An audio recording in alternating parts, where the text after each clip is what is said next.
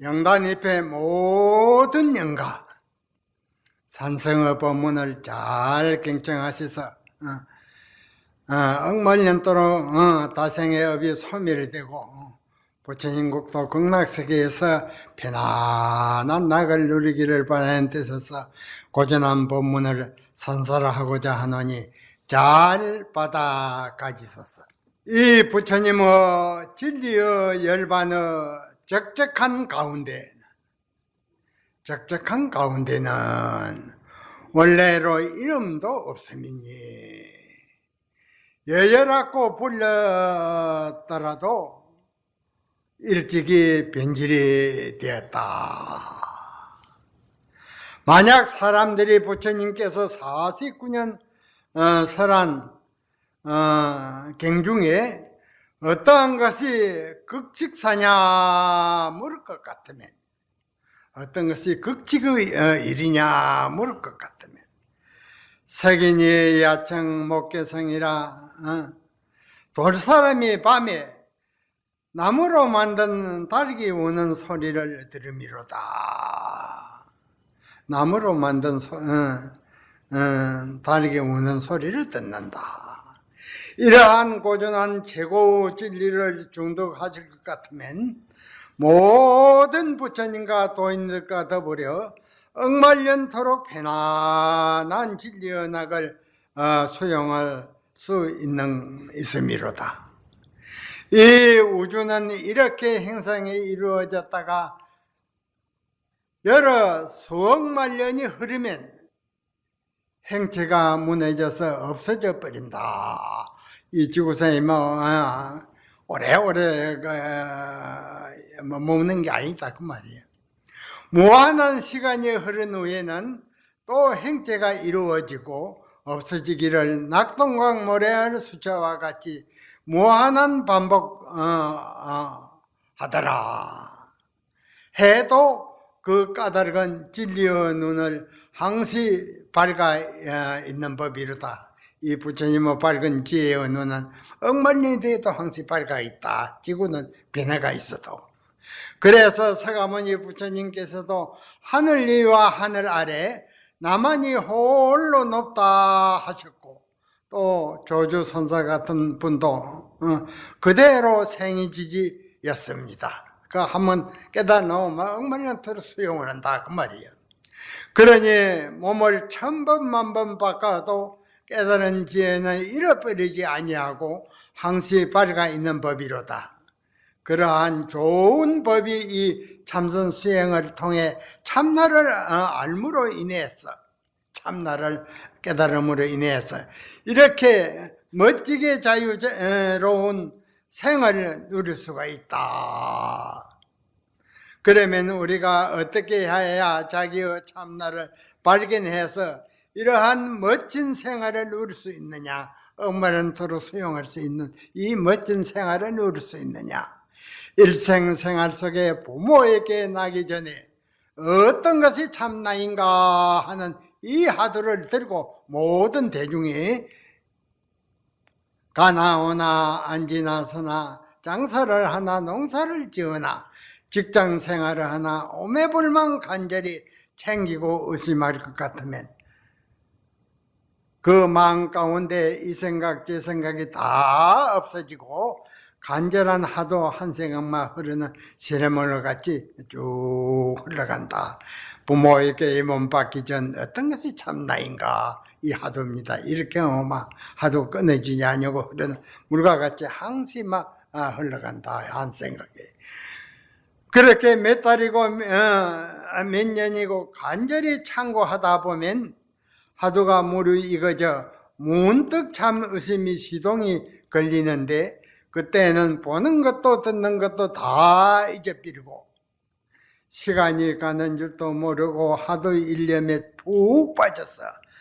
며칠이고 몇 달이고 흐르다가 호련히 사물을 보는 찰나에, 소리를 듣는 찰나에 하도가 박살이 나면서 자기의 참나가 훤히 드러남이로다. 그러면 한 걸음도 옮기지 않고 진리의 문에 들어가서 84,000 법문을 한 꼬쟁이 다 깨어버리고 어떠한 물음에도 척척 바른 답이 나오는 법이로다. 이 부처님의 최고 진리는 한 번만 뚜렷이 밝혀 놓을 것 같으면 몸을 천번 만번 받더라 해도 매하지 아니하고 항시 당당하고 평화롭고 아름다운 생을 누리게 되는 것입니다. 그러니 우리 인생은 100년을 산다 해도 잠시 있다가 그만 흩어져 버리는 법이다. 중생은 그러고 만다.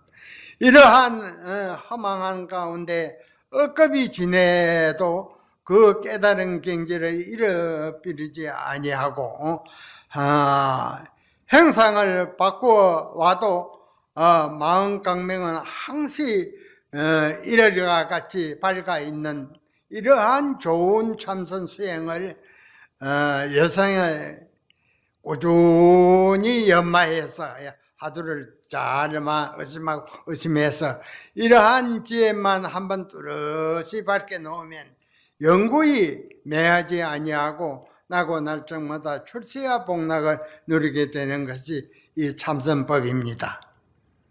그러니 우리가 이러한 값지고 보람 있는 참선법을 만난 김에 일생생활 속에 하두가 일념이 지속되게끔 혼신의 정력을 쏟아 정진에 몰두해야 된다. 하두를 들고만 농사를 하나 장사를 지으나 직장생활을 하나 안 하나 일체체에만 하두를 들고 의심에 몰두하다 보면 순일이 됩니다.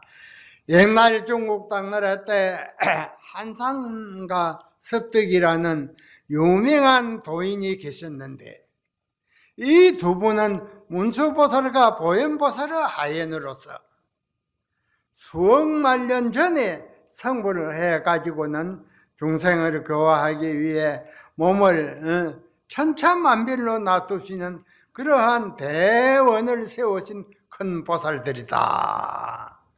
한상과 섭득은 세세생생 도반이 되어서 중생을 교화해 왔는데 어느 때 서로 만난 지가 오래되어 한산이 지혜로서 간을 해보니 습득이가 일생 평생 여러 생의 도반 그 습득이가 농촌의 어느 집에 돼지 몸을 놔두어 있는 것을 알았다. 그래서 한산이 편지를 쓰기를 세간의 띠끌 속에 띠끌 가운데 오래 머물 것 같으면 본래 강명을 잃어버리기 쉬우니 원래 닦아놓은 그 지혜, 밝은 지혜를 잃어버리기 쉬우니 속히 청산으로 돌아오는 것이 어떠하냐. 이렇게 편지를 썼어.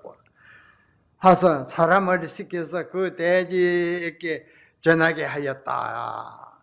그 사람이 한산이 일러준 대로 찾아가 보니 과연 동고 앞에 돼지 우리가 있는데 거기에 큰 암돼지 한 마리가 새끼를 잔뜩 거느리고 누워 있었다. 돼지가. 그래서 편지를 그 돼지에게 던져주니 돼지가 그것을 받아가지고 씹어 먹고는 그 자리에서 돼지 몸을 벗어버렸다. 이렇게 자유 몸을 마음대로 벗는 법입니다. 큰 보살들은 이렇게 각양각색의 몸을 놔두어 중생들을 제도한다. 이 도를 한번 깨달으면 천차만별로 놔두고 제도하고 합니다. 만준생의 업이 천태만생인 거로 일체 중생을 교화하기 위해 큰 법력으로 사람의 몸은 말할 것도 없고 축생의 몸까지 마음대로 천변만화를 놔두는 법이다. 어느 때 한상과 섭득이 중국 천태산 국정사라는 절에서 부목 노릇을 하고 있다. 절에서 나무를 해가오는 그런 소인을 보고 고향조도 또 하면서 지낸 적이 있었다. 섭득은 왜 섭득이라 할 것 같으면 국정사 조실이신 풍관선사께서 길가에서 주워왔다 해서 이름을 섭득이라고 이름을 지었다. 그리고 또 한 분은 한산이라는 바위산 밑에서 주워왔다고 해서 한산이라 이름을 지었다. 그래. 그러나 성인이라야 능히 성인을 안다고 했다. 본문은 성인을 알아보지를 못합니다. 성인이라야 능히 성인을 안다고 했다. 이절에 대중들은 눈이 깜깜해서 두 분이 나무를 하고 고양주를 하고 도랑 청소를 하면서 희낙낙하고 법담을 나누어도 위대한 문수보살과 보현보살의 하연인지를 제자 스님들이 다 몰랐다. 하루는 섭득이 국정사 마당을 쓸고 있는데 그절 주지 스님이 다가와서 물었다.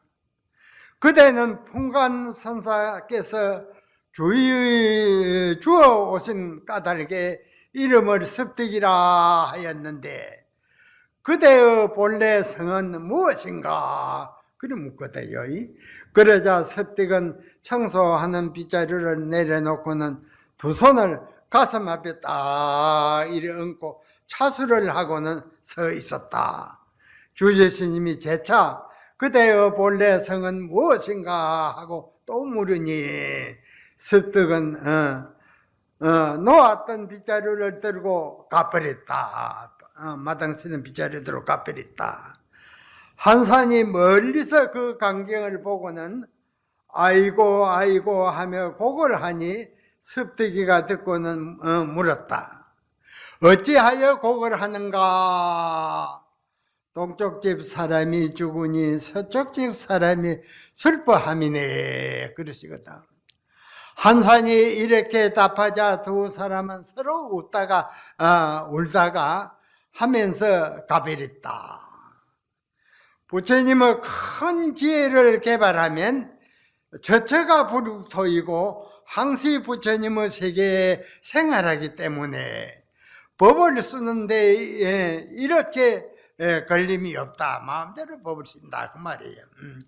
그러면 국정사 주지 스님이 섭득에게 너 본래 성이 무엇이냐 하니 섭득은 빗자루를 딱 놓고 차수를 하고 있다가 재차 차수를 하고 있으니 재차 너 성이 무엇이냐 하자 놓았던 빗자루를 들고 막 가버린다. 이를 줘도 뭐 차수를 하고 딱 이렇게 분명히 말해줘도 모르겠다.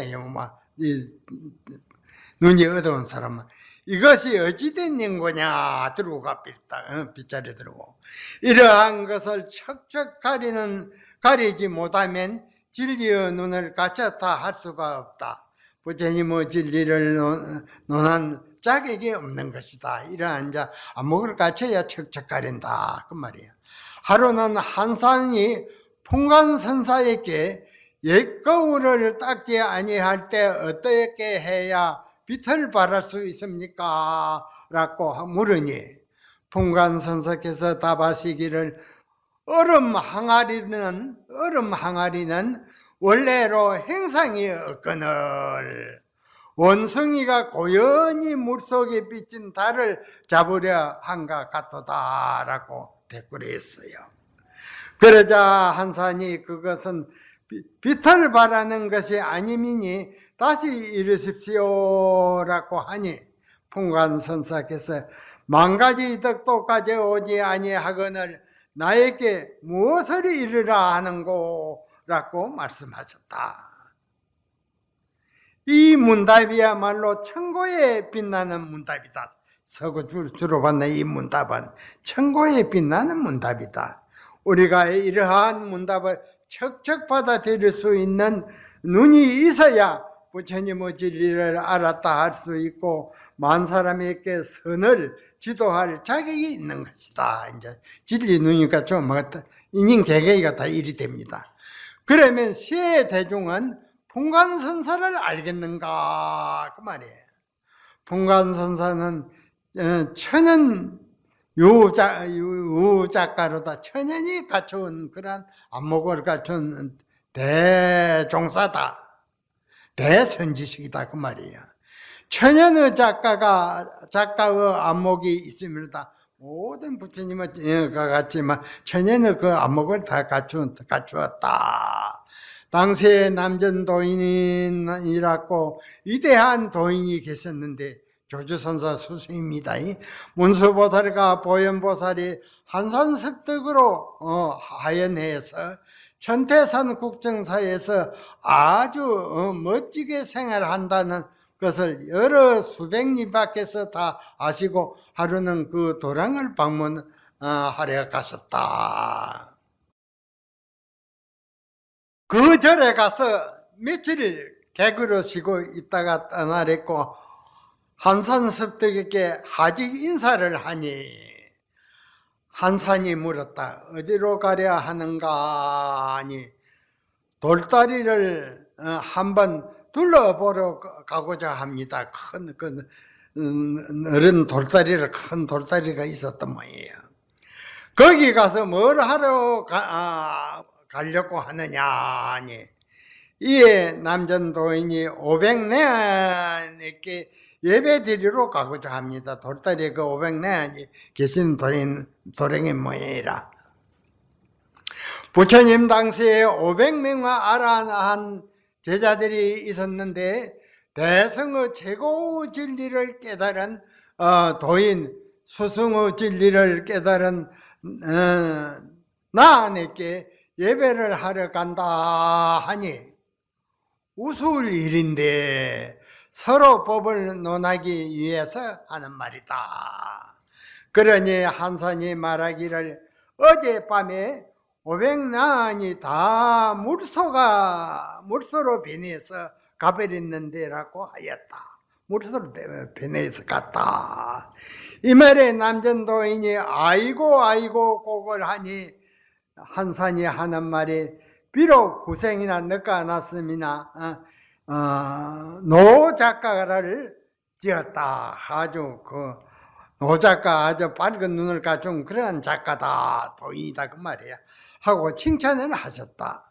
남전도인이 큰 대종사의 안목을 갖추었다는 말이다.